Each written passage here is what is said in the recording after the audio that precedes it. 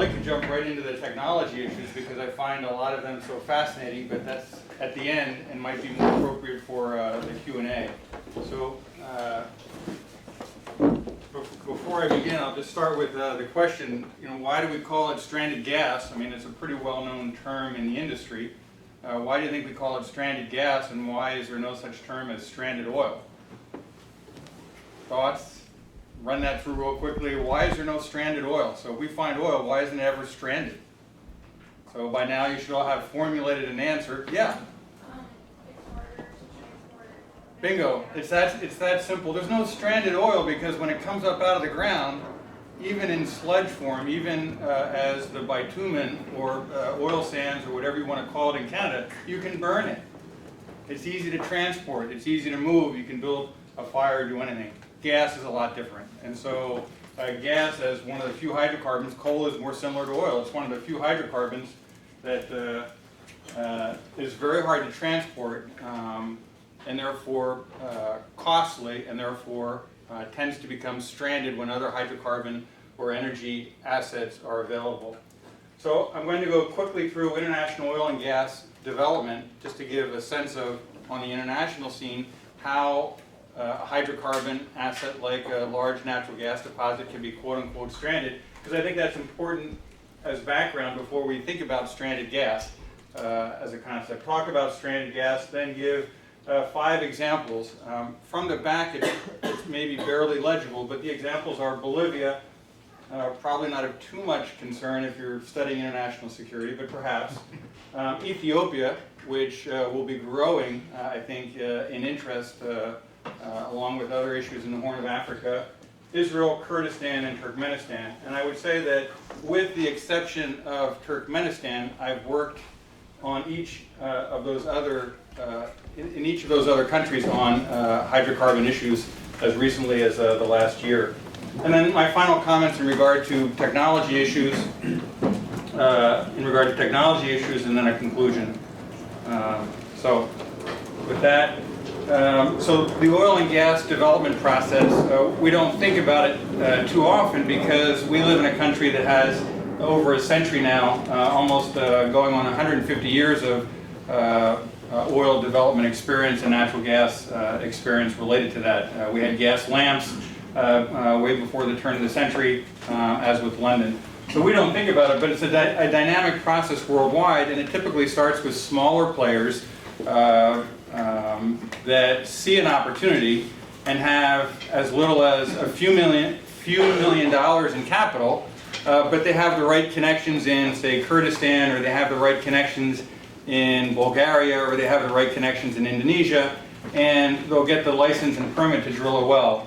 And in the United States, those early exploration people with not a lot of background would be called wildcatters.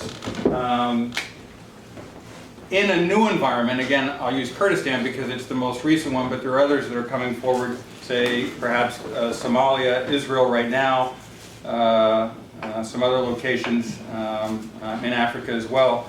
It starts off with the smaller players, and they'll go in and do a little bit of seismic acquisition. The seismic work takes typically 6 to 9 months for the 2D, two-dimensional seismic. They do the seismic work, then they review it. The biggest purchaser right now in the world of supercomputers is, wait for it, the seismic industry, the oil and gas industry. The oil and gas industry is the biggest purchaser of supercomputers because it's heavily math-oriented. It's very, very hard science to image what's happening below the Earth's surface at several miles. So you do the 2D seismic, you process it, now you've got about a year in, and depending on what you see, you may spend the money for 3D seismic. 3D produces a 3-dimensional cube about 2 miles down, so you can aim. Now we have aimable drill bits. You can aim your drill bit into that cube a mile or so, 2 miles below the surface. So in the whole selection of where you're going to drill process, now you're at a year and a half-ish, right? You drill, that takes 3 to 6 months, maybe more because you don't have the information. And by the time that's all said and done, now you're at maybe 2.5 years, 2 years, and you have a product. If it's gas, you probably go, oh, now I got gas, because it might be stranded, right? If you have oil, the investors clap, you clap, and now you start worrying about government interceding immediately. Because that's the next step when you have something that's really valuable. So now you have oil, but it's one well. So the next step is to do more seismic work, et cetera, et cetera. In general, that process is about 5 years. So a lot of countries, this gets back, I'll keep coming back to the security theme, because that's how I'd like you to think about this presentation. A lot of countries and a lot of senior government officials with whom I deal, wow, we have oil, great, when do we get rich? Hopefully not, hopefully they're not thinking as individuals, they're thinking in regard to their country. So the 5-year process then kicks in, and if you're talking about larger fields, more complex fields, offshore fields, now you're well beyond 5 years, and 7 years is about the right time frame. So for recent discussions I've had with government officials, when you say that, you can see sort of the light in their eyes sort of flicker, because that's beyond their current term. So that means they have to recalculate a lot of things, including how they're going to do elections. In that whole process I've described, it's also important to think about the players. The players are typically what in the industry are called minnows, small companies, and then big fish. We all know the big fish: ExxonMobil, Shell, Total in France, and most countries like to have a big fish so they can play even if it's a state-owned company. In Latin America, my business has trailed off recently because the big fish haven't done so well. So Pemex, Petrobras, Ecopetrol, YPF, since it's been bought back by the Argentines, have had a little bit of a rough time. In general, and what I've described, because of the timing, because of the cost, and because there actually is a lot more gas than people thought, most companies, the vast majority of oil and gas companies, don't go looking for natural gas. So natural gas is often a byproduct. Only a few companies are out looking for it. And then lastly, the other 2 points I would make in terms of the overall oil and gas development process internationally is that the investments are made on a hard currency basis. So you're investing in yen, pounds, Swiss francs. You're thinking as an investor in a hard currency, but your typical find is in a country that probably is not a hard currency country. So that creates all kinds of other issues down the road. And lastly, capital is a coward. Security studies, a lot of the regions and countries you're looking at either have some type of security problem or are in a region with a security problem. Capital is a coward. How do you convince oil and gas investors to come into that environment? It's hard to see from the back, but this is a real simple slide. 1994, there was this much gas in the world. 2014, there's this much gas. This is in cubic meters. I tend to think in cubic feet. As you think about energy, always have a conversion table handy, because we talked earlier, and Tom used the word therm. I don't think in therms except when I get my gas bill. The Europeans think in cubic meters. We think in cubic feet. If you're talking other products, people will use tons for oil. I don't think in tons, I think in barrels. So always have a conversion chart. What's important is in almost all of the areas of the world, the reserves are increasing, right, of natural gas. So this is 119 trillion cubic meters. This is 187. More than a 50% increase in 20 years while we're consuming gas. Hello, right?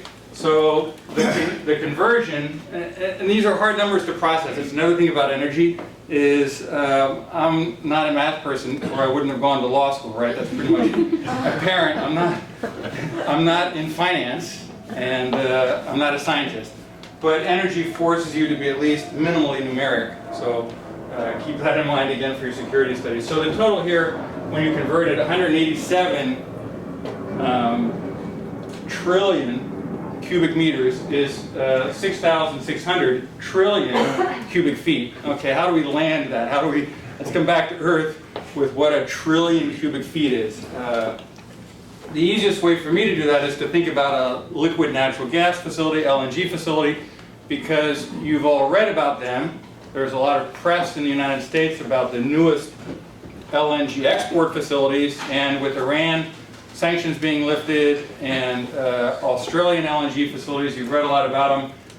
A typical LNG facility will need only about 2 to 3 trillion cubic feet, 2 to 3 trillion cubic feet in context, 2 to 3 trillion cubic feet to power about 2,000 to 3,000 megawatts of power for 20 years.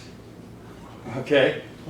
2 to 3 trillion cubic feet, just a teeny tiny little fraction of this, for 2,000 to 3,000 megawatts. Well, okay, what's a megawatt? A megawatt is 1,000 watts, 1,000 kilowatts, and a megawatt is enough to power, in traditional terms, in the United States at our temperature, blah blah blah, enough to power about 1,000 homes. So a megawatt, 1,000 homes, 1,000 megawatts, 1,000,000 homes, right? 2,000, 2,000,000, 3,000, 3,000,000. So we're talking about a very small fraction of this amount of gas powering several million homes for 20 years. That's a lot of gas. Long story short, that's a lot of gas. And it's increasing. So this, one of the things that's also hard is trying to combine. This is a map that Reuters put out, I think is really useful. This is shale gas. And I think on the next slide I have, the USDA estimates that there are about 7,500 plus trillion cubic feet of shale gas. Now I don't know how that combines with BP's analysis of 6,600 TCF of proven gas reserves. There may be some overlap, there may not. I didn't go deep into the weeds to figure it out, but I think it's safe to say that a lot of the shale gas is not yet proven. I put this map up, I think it's useful because, again, from a security studies viewpoint, China has a lot of shale gas. This is, again, in trillion cubic meters. So China has 36 trillion cubic meters, and I'm believing that that's proven so far. These lighter shaded areas are without a reserve estimate, so it's not clear what's there. But look at all of Africa. And Russia, no surprise, has not shared really what they believe they have. So you look at all of Africa is pretty much unknown. But since it's been found, since shale gas has been found everywhere else, it's probably a fair bet that somehow Africa didn't just get left out geologically. It's probably a fair bet that there's a lot of shale gas, at least in some of these adjacent areas. We know about South Africa, but most of this hasn't even been explored.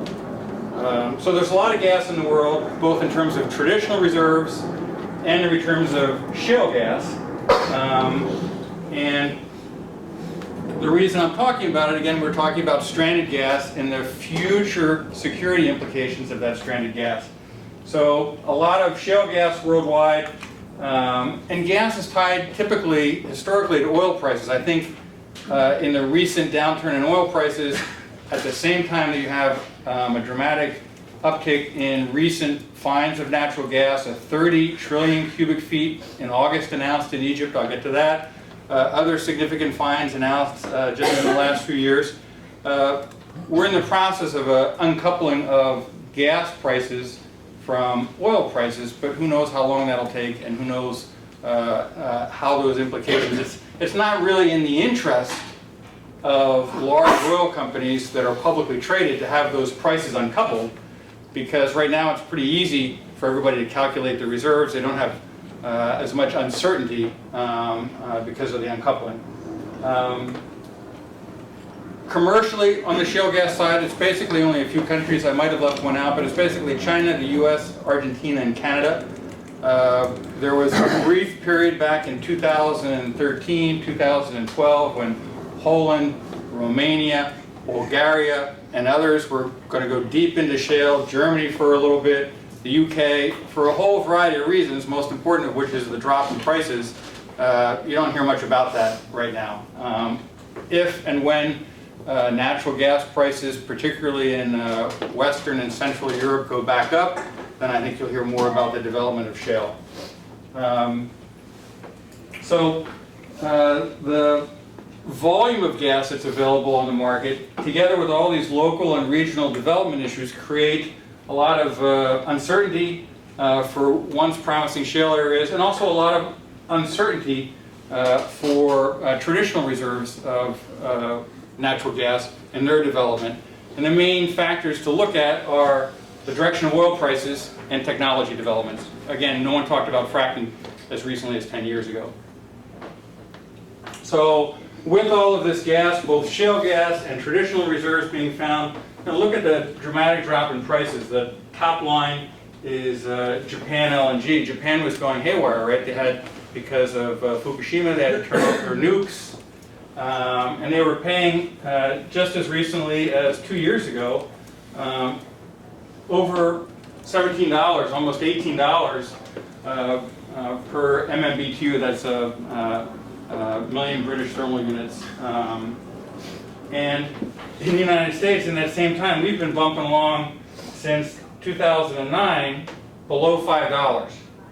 So what a huge competitive advantage. But even around $5, we're now at $2.50. I looked yesterday and it was at $2.51.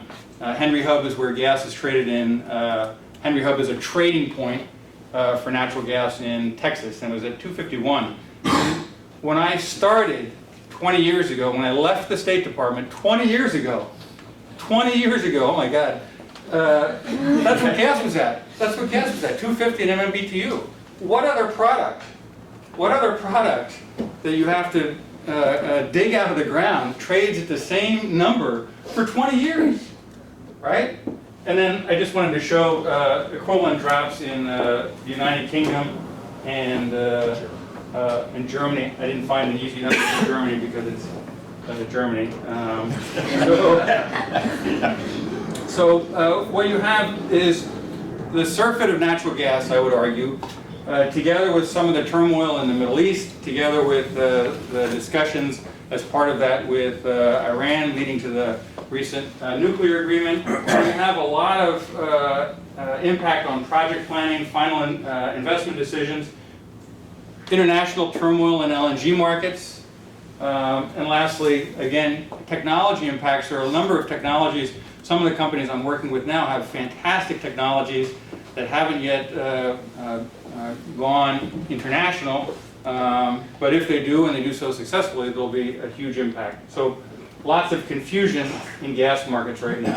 All right, so now the drum roll. What is stranded gas? So it's stranded, very simply, to the young lady's response earlier, because it's hard to transport. It's stranded, the easy definition is if it can't be moved economically to market. So historically, basically, it was just pipelines. After pipelines, there was very limited focus on compressed natural gas, but the storage of compressed natural gas is a problem. I'll get into that as part of the technology discussion at the end, because graphene comes into the equation. Where graphene is just at the edge of all of our imaginations, because we don't know what it is and we don't know what it's used for, but we're reading about it. So you'll be reading a lot more about graphene in the future. So it's hard to move to market. So that leaves, I like this map that I found. I would add a few more circles. All of the circled areas are areas where there's a large amount of natural gas, but if you take the Scandinavian countries, there's no market up there, right? I mean, 5 million people or 10 million people and happily doing their own thing, and they have a lot of expertise in Norway, but they have a lot of gas. How do you get it out? What markets do you serve along the way? The pipeline developer's perfect scenario is I can find a market every 100 miles or 50 miles that'll pay for that segment of pipeline. So I do my pipeline, I build what's called a city gate, I deliver natural gas into that city, and then I do the next 100 miles. And the whole project pays for itself in only a few years, because all along the way I'm finding markets. The nightmare scenario is a long pipeline with only one market at the end or two markets at the end, where you're taking all this market risk and you're having to amortize this large investment with only one or two clients at the end. So these are all areas around the world. I would circle, for example, Alaska. The oil pipeline's drying up. There's a fair amount of gas up there, but how do you develop it? There's a small export facility now that Exxon runs, and they could do a lot more, but it's got to compete with gas down here. I like this map from the EIA, and it shows, you can't really see the arrows, but very simple. If I were to put one arrow on the map, the historical direction of natural gas in the United States is very simple. It goes from here and goes up to here. Whatever, 70, 80 million people in the Northeast, big consumers of natural gas. And historically, again, there wasn't enough. And part of this process, if we were to look at the concept of stranded gas on a micro level, there was a lot in Pennsylvania, shale gas development. There was a lot in West Virginia, and still is a fair amount, and there was a lot in Ohio. But over the last 5 years, as people recognized how much gas there is in the Marcellus and other underlying basins like the Utica, there's been a lot of investment in pipeline and natural gas processing infrastructure in the Mid-Atlantic. So that was the historical direction in the United States. Our system is much more developed than a lot of others.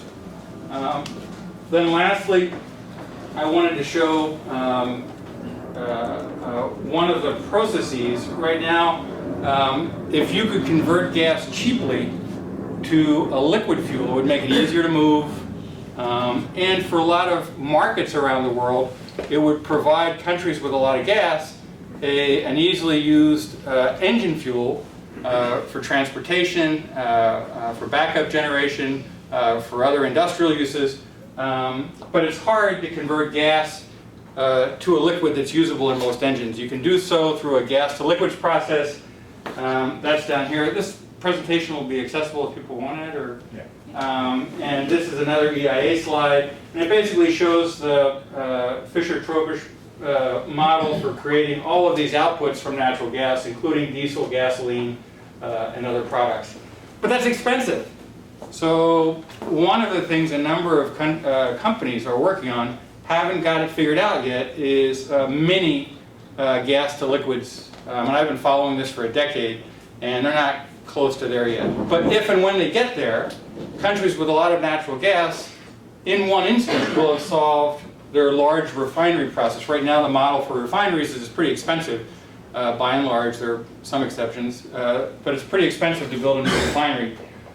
A modular or smaller gas to liquid would solve all of that, and then a lot of this gas would no longer be trapped, because instead of importing diesel and having stranded gas, or importing gasoline and having stranded natural gas, they would put in a small GTL plant and supply their population with gasoline from that. Amazingly, 40 to 60% of that huge number, whether it's 6,000 trillion cubic meters or 7,500 trillion cubic meters, 40 to 60% of that, depending on which source you want to take, is stranded. So most of the gas in the world, depending on how you look at it, has no market value. Amazing. I can't imagine that's going to continue, but maybe it will. It's still an amazing thing to think about, that a lot of the countries that are most developed don't have natural gas, and a lot of the countries that aren't developed do. So how long that'll last, hard to say, but interesting again from a security perspective, particularly when you look into Africa, Asia, Pakistan, India, etc., where a lot of the world's population. So some further thoughts. In general, natural gas is thought to be worth less.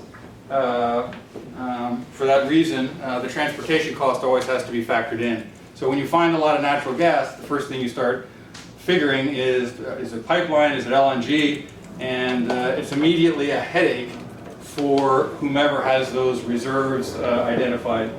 But that changes over time. So a lot of the gas that's now stranded 10 years ago wasn't stranded, because as gas, just a short 10 years ago, we were at about $7 an MMBTU here in the United States, and there were lots of articles. This is probably when high school, early college, you don't really care about energy prices, but there were lots of articles about, oh my God, what are we going to do? How are we going to heat our houses? Houses are too big. Well, if you've looked around, people are building big houses again because it's cheap as whatever to heat them, right? We have natural gas everywhere. We don't know what to do with it even in the United States, and so what's the diff? If I build 3,000 square feet or 5,000 square feet. Wrong way to look at it. I'm not arguing for that, but just look at what people are building because it's cheap to heat, right? So what's stranded changes in time with new technology, economic development, and oil price movements.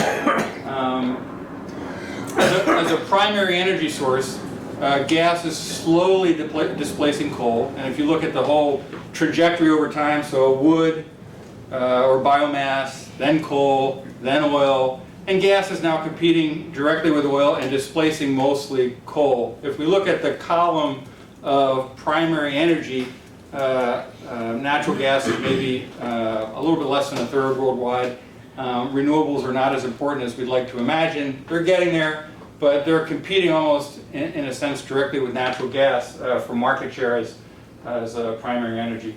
And I already talked about it, the local markets, the proximity to international markets, capital, technical strengths, and then geopolitics. So now we'll enter into that part, which hopefully for your regional areas of interest in the world, hopefully this next part in terms of geopolitics will be a little bit useful.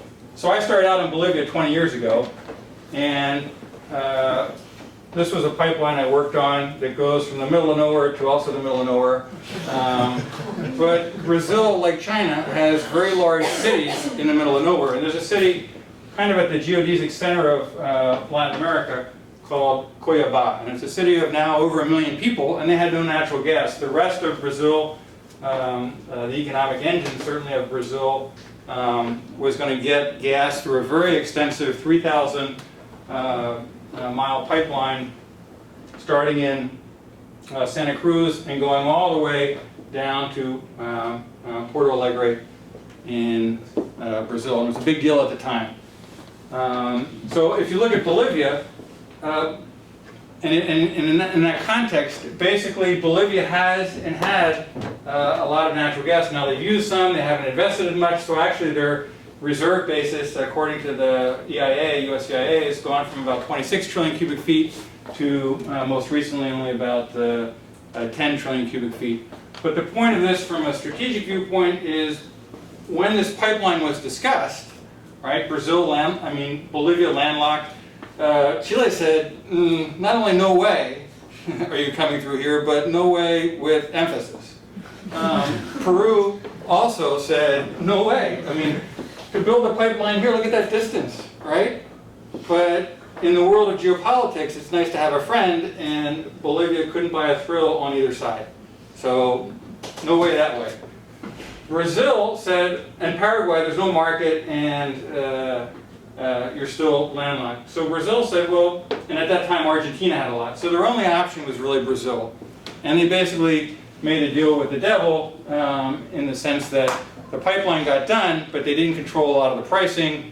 Petrobras moved in and took responsibility for a lot of things that perhaps the Bolivians might not have wanted. But ultimately the pipeline got done.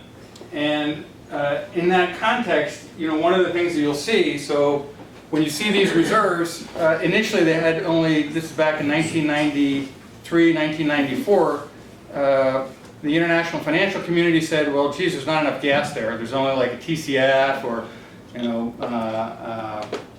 less than a TCF of gas. Once the conversation around a multi-billion-dollar pipeline started, it only took them a few years. So while the discussions were going on with the pipeline, they proved up like 6 trillion cubic feet in 36 months. So for me, that was really eye-opening because you'll see that around the world. Once conversations about solving the transportation problem get serious, a lot of gas shows up. What starts out as a little gas typically multiplies by a big factor. So I use Bolivia as an instructive case in sort of making a deal with the devil. They're a bigger partner now. Brazil has a lot of gas, and Bolivia is coming to the end of their 20-year contract for the export of that gas to Brazil. It'll be extended, but Bolivia is entering what I would say is an uncertain period about what they do with their hydrocarbon assets. The world has a lot of gas. Argentina is developing their shale gas. Brazil I'm not sure exactly what's going to happen with Petrobras, but I think ultimately it'll be a much more dynamic market.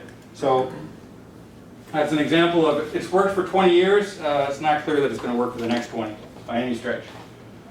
So Ethiopia oil and gas. Ethiopia is interesting in that most of their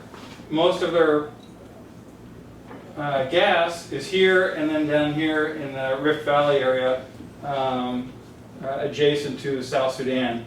So Blackstone, a U.S. group, has signed an agreement to bring a pipeline from Djibouti, where we have a large U.S. base. Now the Chinese have a base as well, to bring a pipeline from Djibouti to somewhere here, I forget the name of the city, and that'll import a lot of Ethiopia's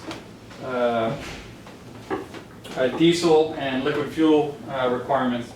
There's enough gas in this part of Ethiopia, more or less where the pipeline is, that they could also run a pipeline out, a gas pipeline out. They're in discussions with the Chinese. The Ethiopians have been going back and forth on this issue of exporting gas for about 20 years. And it's not a very, it's a more typical emerging market story of start, stop, kick this company out, bring this company in.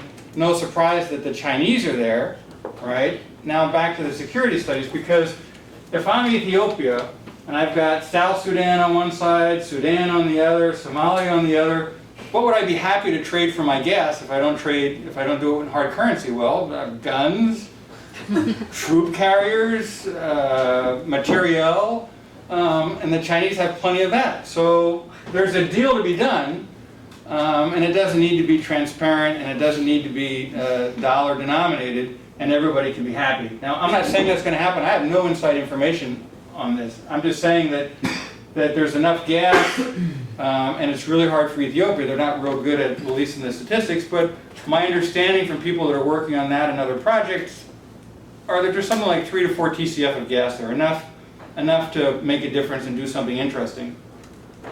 And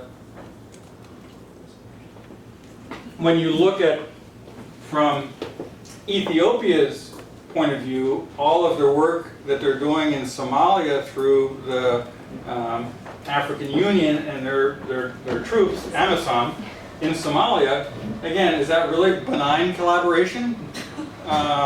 Or are they happy to see Somalia messed up so that they get their pipeline first?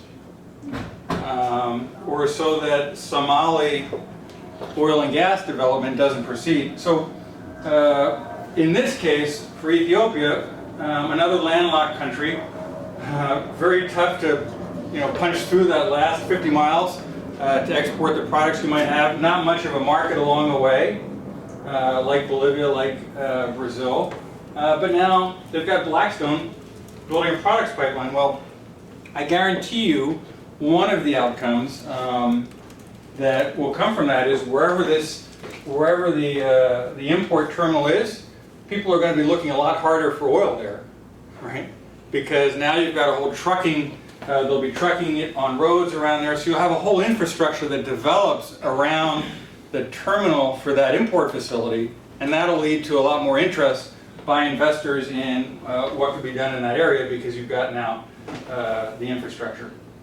So a number of regional issues there. Again, it calls into question what South Sudan will do with some of, they've been a historical supplier of a lot of the diesel requirements for Ethiopia.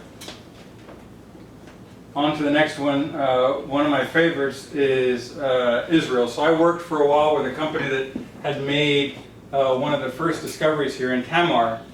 And the Israelis are kind of a case study in unnecessary exuberance combined with infighting, combined with regulatory incapacity and incompetence in a way that you wouldn't have imagined. And so basically, a lot of the Israelis made it really difficult for foreigners to hold on to licenses, and there weren't a lot of foreigners that were interested in licenses. So the minnows and the slightly bigger fish had a tough time in Israel. And I'll ask it because it's not necessarily apparent if you don't follow the Middle East, but why is it why is it that a lot of companies wouldn't want to invest in Israel, right? Beautiful place, you know, Tel Aviv, lovely, Jerusalem, lovely, beautiful place, safe, despite the headline issues. Why would you want to invest in Israel if you're an oil and gas company? Because you're probably also heavily invested in Middle Eastern countries that aren't going to like you being invested in Israel. Bingo, very simple, very simple. So if you're not heavily invested in those other companies, you could probably forget about ever being heavily invested because you won't be welcome. Now that's changing. There's a lot happening right now, and the whole Middle East market is so dynamic for the reasons we all know. But it's really tough to attract a serious, say one of the top 20 oil and gas companies to Israel for that reason. And so there was a lot of exuberance. You know, 30 TCF of gas is a lot. It's more than enough to power Israel for quite a long time. There was a lot of exuberance in Israel for that reason. There was a lot of, this is going to be a game changer. We're going to export our gas through Cyprus. We're going to do this. We're going to do that. Well, since then, Syria has happened. Now Turkey is having some issues. But more importantly, just a month ago, a 30 TCF in a single field was found in Egypt. So Israel had been supplying gas to Egypt. That changed then. So I think there's a decent chance that a lot of this Israeli, if it turns out to be gas, if it turns out to be oil, the world will find a place for it. If it turns out to be mostly gas, it's possible that a lot of this gas gets stranded. Back to technology now. It's also possible that the Israelis figure out a way to monetize that gas with technologies that quickly become useful internationally. So I think it would be, from a technology development point of view, it would be a fantastic problem to have if there's a lot of stranded gas in Israel. Because, you know, what a great place from a technology development point of view to have a hydrocarbon asset that's just waiting for the right technology. It's a great combination. But as things look now, Israel is kind of an unusual case because it's in the center of a lot of countries that could use the gas right now. Egypt could use a lot more right now today. Europe's still looking for supply. It's right in the center. It's offshore. It's pretty easy to develop. But it ends up being possibly an offshore stranded gas issue, which again is kind of unusual in the big scheme of things, given its location and given the demand both in the area and relatively close by in Europe. So again, my last bullet here, will they find investors in a market? Not so clear. Not so clear right now. So Bolivia, Ethiopia, Israel, 3 different scenarios. Kurdistan, I'm still working on issues in Kurdistan. I spent a lot of time in Kurdistan. I've been all over this area. And what Kurdistan has done in the last 10 years is really remarkable from an oil and gas development viewpoint. But they have a lot of gas. They say more than 30 TCF. I'm not sure how much of that is proven. And they've done a great job of at least developing that gas for the internal market. So they've converted a lot of plants, built a lot of new plants, and they're now doing between 2,500 and 3,000 megawatts fired off of natural gas locally. But what they're having problems with is exporting. Again, how do they monetize that natural gas? You know, they're able to get the oil out on trucks through Iran, the oil out on trucks through Turkey by using the Somo pipeline, the Iraq pipeline to Ceyhan on the Turkish coast. But no gas pipelines. And probably, in my view, given the scenarios in Turkey right now, given the scenarios in Syria and Iraq, I think there's not going to be a lot of gas exports from Kurdistan. So you have a lot of gas. It'll be more and more proven as the oil reserves are proven simultaneously, and it's likely to be stranded there. Turkmenistan, I wanted to point out just 2 things. I've seen it anywhere from number 4 to number 6 on reserves of natural gas, 265 TCF. I'm not sure. It's probably higher than that. They basically have one pipeline operating right now with China. And you'll see references to the TAPI pipeline, Turkmenistan, Afghanistan, Pakistan, India. I think TAPI's a pipe dream, personally, at least as I see it, because going through Afghanistan, again, very topical right now. The U.S. is going to just decided to support Afghanistan at least until the next administration. So you have a tremendous amount of gas. There's no market going up here. Certainly Russia doesn't want gas. And guess what? This was their plan.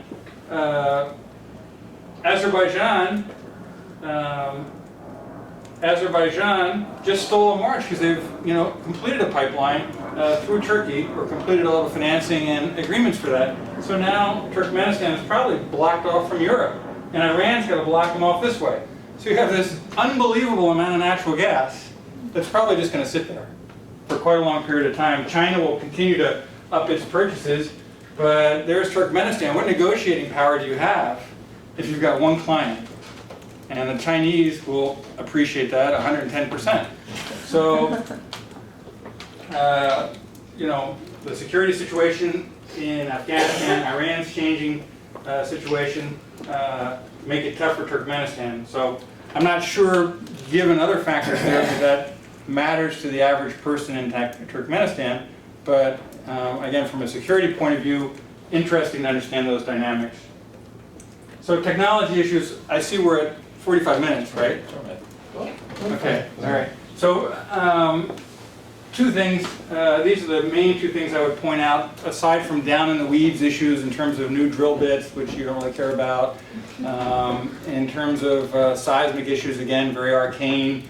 The two major things are floating LNG terminals, and that is relatively recent. Of any significance, it's maybe 5 years-ish old, and there's a lot of newly contracted floating LNG. So rather than having to do something onshore, these floating LNG terminals are able to liquefy the gas or gasify the liquid. And it makes for a much shorter construction period and brings a lot of this offshore stranded gas into the market. Shale gas drilling, we've talked about a little bit. Where I think technology is focused now is how do you convert natural gas to a liquid that is more commonly used in the market. Methanol, we don't even know about methanol here, right? It's used to embalm bodies, it's used for some other specific applications in the industrial sphere. But methanol is heavily used in China as a transportation fuel. And methanol has a lot of great characteristics in terms of how it burns and everything else. It's also used in funny cars.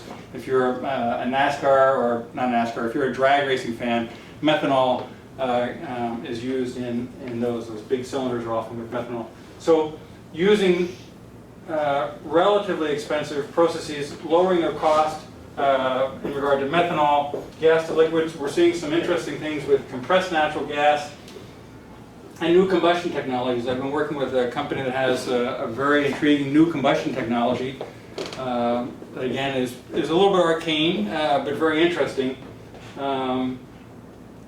And methane hydrates. I want to end on methane hydrates in terms of this part. Has anyone ever heard of methane hydrates?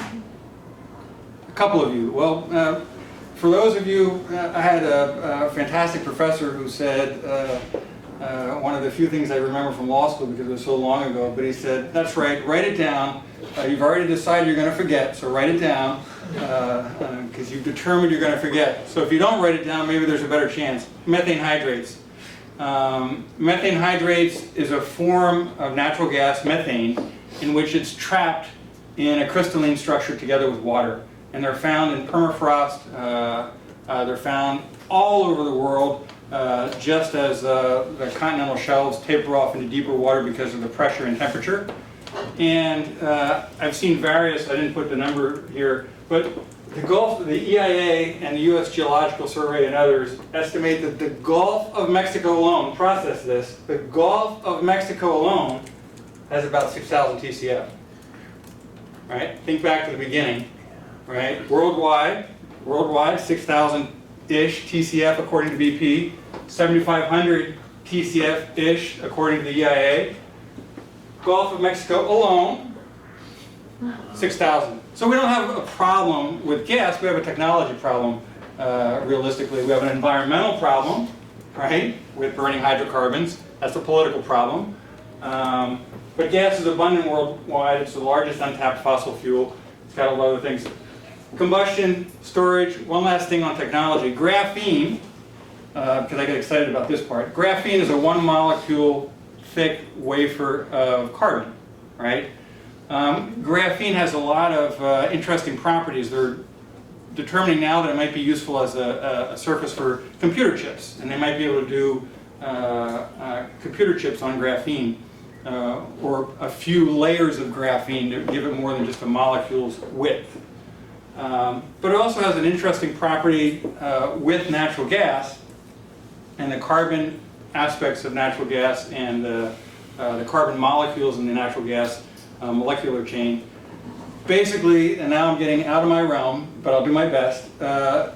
Graphene, when you introduce natural gas to it, it adsorbs, not add, it adsorbs the natural gas and is able to take on a lot more than otherwise it would. So if you have a gas tank and you try a natural gas tank and you try to either compress it or do anything else, you just can't get enough in there to be the same size as a gasoline tank. The BTU content of gasoline, that's why we use it as fuel, is the highest of liquid fuels that are easily transportable. If you put graphene in a wavy format in a gas tank, it can hold as much BTUs in the same size as gasoline. Wow, that's an idea, right? So if you have a lot of natural gas, and now you have a way to put it into gas tanks with a graphene storage that works and a combustion system that works, guess what? The world has a lot of transportation opportunities that it didn't have. Now this is going against the flow of a lot of different companies, namely large car companies and engine manufacturers, but it's out there, it's happening, and we'll see where it goes. So in conclusion, natural gas development continues. There's an abundance of natural gas. Lots of countries may enter the realm of potential exporters. From a security studies viewpoint, there's going to be a lot of competition around who can export and who can't. When there's so much natural gas, instead of competing for the product, people are going to be competing for the best deal. There's more of it than countries would like to acknowledge. So you have an uncertain and dynamic world around that. New technology is going to change those patterns of supply and demand, I believe. Again, back to the Israeli example, a lot of gas, no market. Smart people will figure out how to make a market for that gas, I believe, in that kind of circumstance. And stranded gas is not limited to emerging markets, and it's no longer limited just to onshore interior markets, the Israeli example there again. And our assessment of what gas is stranded or not stranded changes with the price of oil right now, technology, and discoveries. So with that, I hope you have a format to think about stranded gas and your security studies, and I thank you for your attention.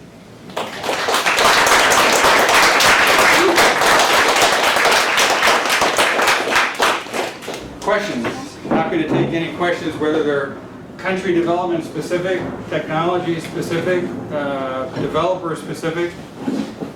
So I guess what's very important for getting the stranded gas become not stranded anymore will a lot depend on technological advancements and a lot of R&D investment, etc.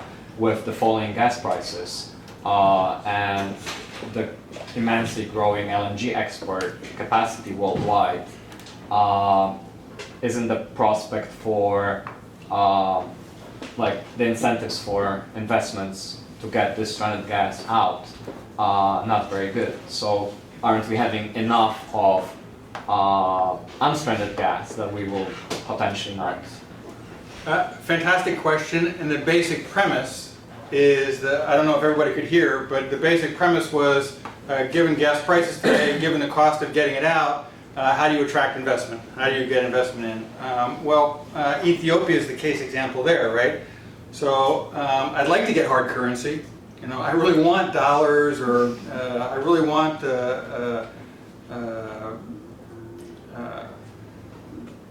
again, any kind of hard currency, English pounds, dollars, yen, Deutschmark. But if I can't get that, what else would I like? Well, again, weapons. So what happens from a security viewpoint is if you have a lot of this resource, you're much more willing, I think, to make a deal.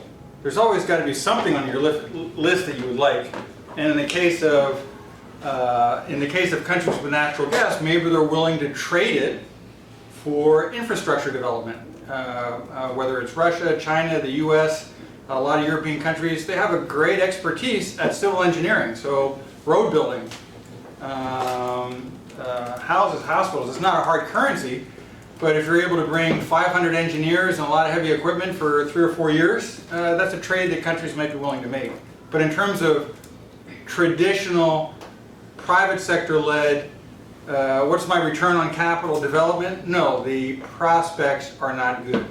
But that doesn't mean that countries are just going to stand there, sit there, twiddle their thumbs and say, well, it's me, I have this asset, what do I do? You had a question. So, You're going to have to speak much louder than that if you can, or you can repeat the question. okay. My only familiarity with natural gas is in India we've kind of started implementing the use of CNG in public transport. Compressed natural gas, yes. And Pakistan is doing a similar thing. Do you see the market for CNG spreading, say, to the west? The question is, do I see the market for compressed natural gas spreading to the west? It already has, but the models have run into some complications. So a number of very well-known U.S. investor billionaires, there's a lot of plans out there to use CNG on all the major highways for trucks. And so instead of the pilot gas station, or in addition to the pilot gas station, there would be a CNG filling station. So one of the problems that needs to be solved first is the one I referenced in regard to storage, right? Even with compressed natural gas, it's not such a great deal for long-haul truckers in terms of the volume of space that the compressed natural gas takes to go there 400 or 500 miles. So you're seeing compressed natural gas adopted widely in the United States by fleet users that have a hub kind of usage. So I think in the next iteration, I just saw the U.S. Postal Service is going to go out for bid on a gajillion of those little trucks that they use. I think they'll be a great candidate for CNG. FedEx and many others are using CNG. It won't crack very quickly in the United States. I think of the West as the United States. I'm sorry, I'm American-centric. Europe has made greater strides in this regard, Germany and others. It'll take a long time to crack the consumer market without a better storage technology. It's already cracked a lot of the smaller, specific model transportation that comes back to a hub, not so much the longer haul transportation. That longer haul transportation still needs a better volume answer that can go 400 miles and not use up so much space. So it's already made great inroads. I think it'll make a lot more inroads if gas prices stay low, which I think they will. Way in the back. Hi, yes, thanks so much for talking with us. I know that historically the U.S. government can be counted on by domestic oil and gas companies to lobby foreign governments for favorable extraction terms. Really, I missed that part. I was out there and I missed that part. Go ahead. I would think it's because like the Clinton administration in Azerbaijan, right? The Bush administration. Right. Do you think with the onset of the U.S. shale gas revolution that, in terms of national security interests, that oil and gas pipelines are still important enough that we'll see administrations lobbying foreign governments, or will we pull back from being so heavily governmentally involved in? That's a fantastic question, and I think based on my own experience, that's one of the areas that the U.S. government is most challenged by. I'll try and be diplomatic. We only, within the Department of State, the Bureau of Energy Resources only became its own entity, its own bureau, its own bureaucratic cog, I think less than 5 years ago. And from a security point of view, of course, DoD thinks about these things, but they're kind of their own. They're kind of their own thing. DoD does its own planning. They don't really worry about everybody else. You know, they have their own logistics. They have their own expertise. So when they go and think about a mission, they're not really worried about coordinating pipeline, refining, and other issues with the Energy Department, the State Department, or anybody else by and large. We're all surprised by this, right? It's a big surprise. So within the US government, imagine this, right? Only in the last 5 years have we created within the Department of State an entity focused on the security and commercial interests of the United States in regard to energy, right? So we're late to the game, would be my first comment in terms of perceiving how pipelines and large infrastructure investments impact security, because the historical viewpoint, that's why state gave away the international commercial function to commerce, because, you know, for a State Department officer, that's a grubby, that's like money. What are you talking about? That's, we don't do that. I'm a political officer. So comment number one would be that as a government, we're challenged by that. Half the government wants to have us be able to export domestic oil, and half doesn't. And so I think as a country, we're still not very good at the international aspects of energy development and security. So in looking at and preparing for this presentation, I looked at Turkmenistan, and we're all in support of this TAPI pipeline. Well, if we're really in support of the TAPI pipeline, we'd get it done. It's not that hard. It's not rocket science. Pipelines are about, you know, the easiest thing in the international development world. Pipelines are, you know, that's basic. A little bit of fluid dynamics, a little bit of civil engineering, and there's nothing new in most pipelines. It's, you know, it's you know, a tube. You know, so it's not hard. Why do I think TAPI won't be done? Because we're going to spend $15 billion a year supporting troops, when we could probably spend $15 billion once with some interesting hooks and have a pipeline be built. Right? Why isn't that going to happen? You know, I don't know. You tell me. But I don't think as a government, back to my first point, I think we're challenged by the very complex commercial world that oil and gas inhabits, and all of the rules about helping company X versus company Y. So our ambassador, I'm not sure who it is now to Afghanistan, will happily say, we support TAPI. But I can't tell you which company because I don't want to get in trouble, right? So in general, if there's only one company, the rule is the US Embassy, the US Mission, the ambassador can support that company if there are no competitors. But for something as simple as a pipeline, there'll be a lot of competitors. So what do? We don't have that part figured out. So we say, we support it, and don't tell me what's going on. Or tell me what's going on and I'll report it, but I can't pick a winner. Geez, that would be horrible. Meanwhile, whether it's the Germans or the French, and certainly the Chinese, they come in and go, this is the winner. This is CNOOC, you're going to talk with this representative, and whatever you want, this guy, he's got it figured out. So I've been long-winded, but I think it's important not to perceive the US government as being, in most cases, super effective in looking at energy and thinking about energy as a problem solver. Otherwise, you know, there's Turkmenistan, we want to sell all this gas. I mean, how hard can it be? Right? Well, obviously it's very hard in our current set of rules. So the US government would like to do it. I don't think we're set up to do it in any way, shape, or form. So on that same note with regard to Turkmenistan, I know there's a big push for a Trans-Caspian pipeline to bring Turkmenistan gas to connect to the southern gas corridor feed. Correct. You know, to help improve the EU's Correct. energy Correct. security. Correct. I guess there are some longer term project finance issues, Caspian Sea delimitation problems, or issues like, what do you think about the long-term viability of the Trans-Caspian pipeline? Right. Again, having worked on numerous pipelines on several continents, back to your colleague's question beside you, pipelines are a political issue by and large. They're not a technology issue. They're not a finance issue. It's pretty easy to work those things out.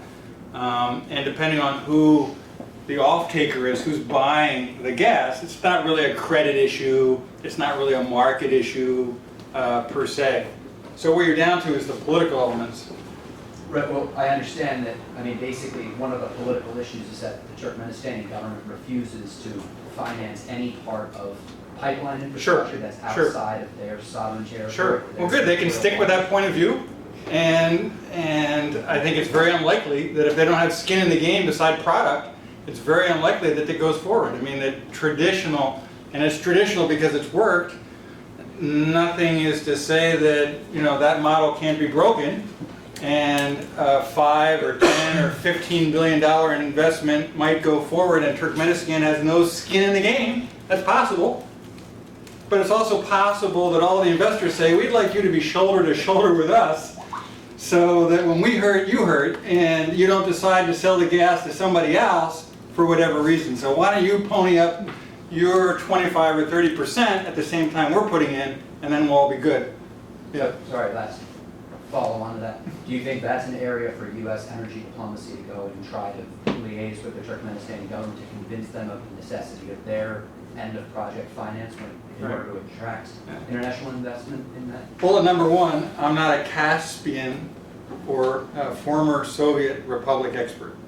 So my view is that it's in the U.S.'s interest to, wherever possible, balance creating a more stable world with fomenting democracy, human rights, and all of the things that the United States stands for. But as we've seen time and time again, that trade-off is pretty darn confusing.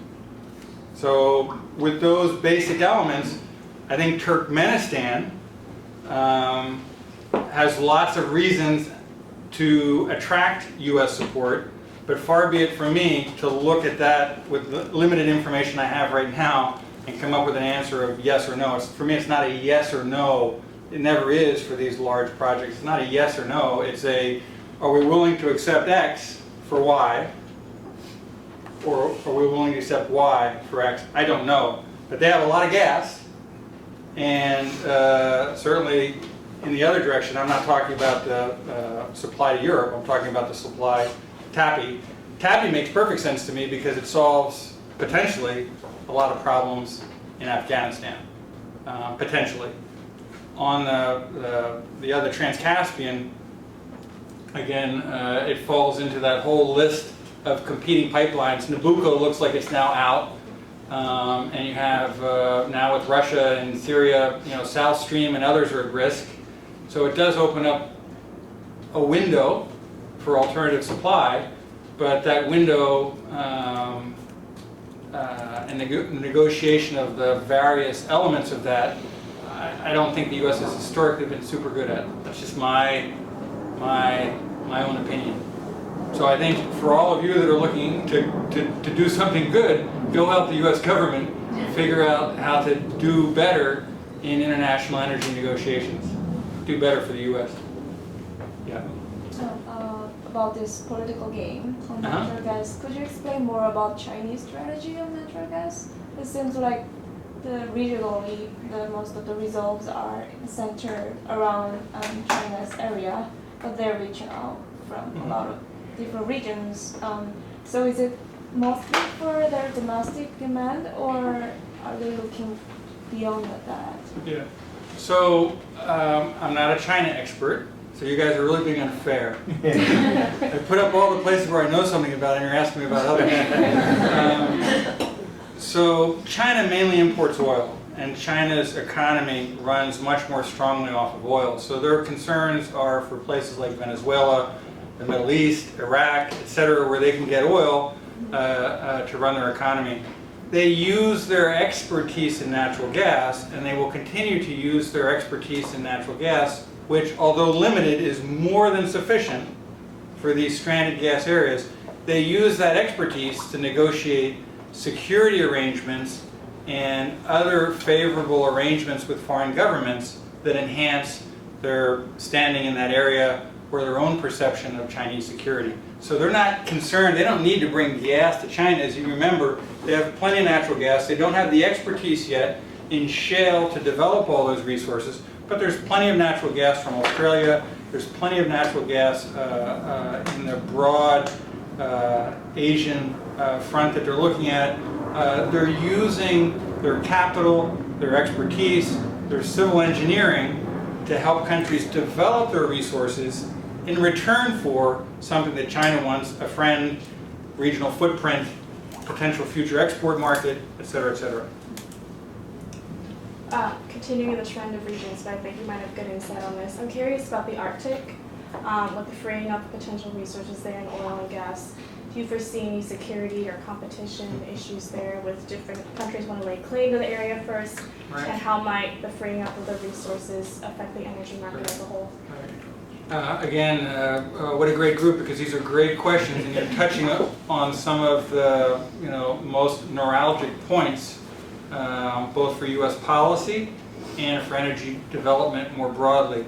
In regard to the Arctic, whether or not you believe in global warming, the ice cap is melting. So irrespective of one, the other is happening, and therefore the challenges for the U.S. Are coming. I really think it's much more in the core of your studies in regard to security issues,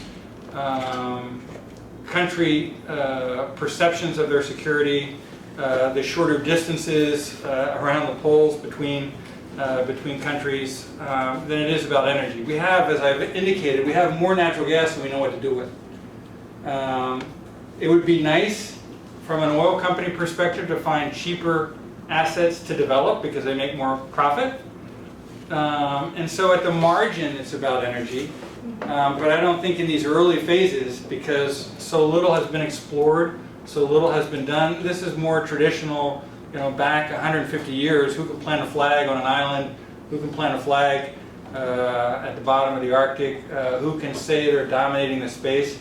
It's not, I think the press would like to paint it as an energy issue, but I don't think for the next 20 years it's an energy issue. We're talking about things that are generational beyond even your generation, in my view. That's my view. Again, I don't think for most countries racing to the Arctic for energy when we have plenty makes a lot of sense. It's more traditional security studies, more traditional power protection. Yes. For semi-arid countries or countries with marginalized ecosystems, what's the calculus on water usage for natural gas extraction? Another great question. So shale uses a lot of water. Traditional processes use a lot less. But by and large, it's not typically a huge issue. Shale development would be. And so whether it's the Western Desert in China, whether it's the more arid areas of the Neuquén in Argentina or the U.S. Southwest, it's an issue for areas that, South Africa as well. A number of NGOs have done really good studies in that regard. I don't really think it's a limiting factor. Insofar, it's a limiting factor maybe for natural gas, but not for oil, right? Because of the things I mentioned. So the value of the oil, even at these depressed prices for those countries that I've mentioned, the oil is valuable enough that they'll figure out the water part, by and large. But if the initial wells produce mostly natural gas, again, China being an exception because they can do things that not necessarily apply to other countries. If the initial finds in a lot of these areas, whether it's South Africa or Argentina, if it keeps being natural gas, I think interest from global investors will be a lot less, and the projects will kind of stop or die. If there's enough oil, then they'll continue. That's it? Wonderful. Oh. To go back to China for a minute, I mean, China mostly uses coal. Then it uses less oil proportionally than we do in terms of their total energy mix. It uses very little natural gas, and you'd think, here's a country where you almost have to cut yourself through the air in Beijing or Shanghai. It's so terrible that, and they've made these commitments to global warming, to solving that. I don't see evidence that they're mean, as you said, China, if it wants to develop its shale, will do it. They'll move villages, they'll move rivers. You know, this is a country that does those things. I don't see that happening, and I wonder why not. They are two reasons. One, because they don't need to be in a hurry. There's plenty of natural gas out there, and so in the last 5 years, natural gas has, by and large, halved in price.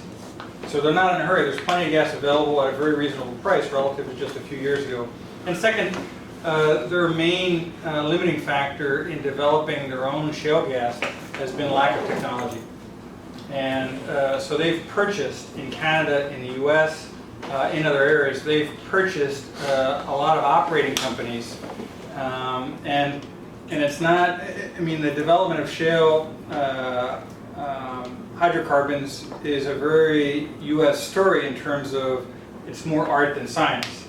And so in the initial phases, now it's been much more widely developed, but in the initial phases up until and including 2010, 2011, 2012, and still today, but there's a lot more people that know how to do it, it's very much like a painter using all of this different equipment, all of these different processes to maximize the extraction. So it was hard to put just a simple matrix on a board and say, here's what you do.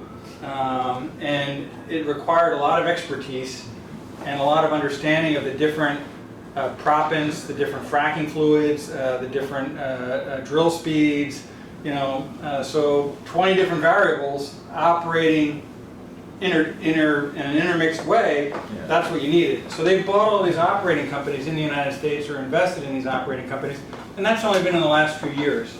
So they're now poised to confront the water issue if they decide to move ahead. Their next issue will be whether it's the Uyghurs or somebody else, you know, out of the way, we're coming in. And they'll then have the expertise, which heretofore they haven't, and they've signed some JV agreements with US companies. So now that they have the expertise, the price is low, and they have other alternatives. I think when the price starts to come back, and they have a lot more information about the quality of the gas, the accessibility of the gas, the cost per well, and what market, because it's in the west part of China. So meanwhile, why not just buy from Turkmenistan, or Russia for that matter, and let them worry about all that other stuff, because that gas isn't going anywhere, and probably the price will go down as technology improves. So I think they're teeing themselves up for gas independence if they want it, but they're not in a hurry and they don't need to be, would be my answer. Other questions? You know, that was fascinating.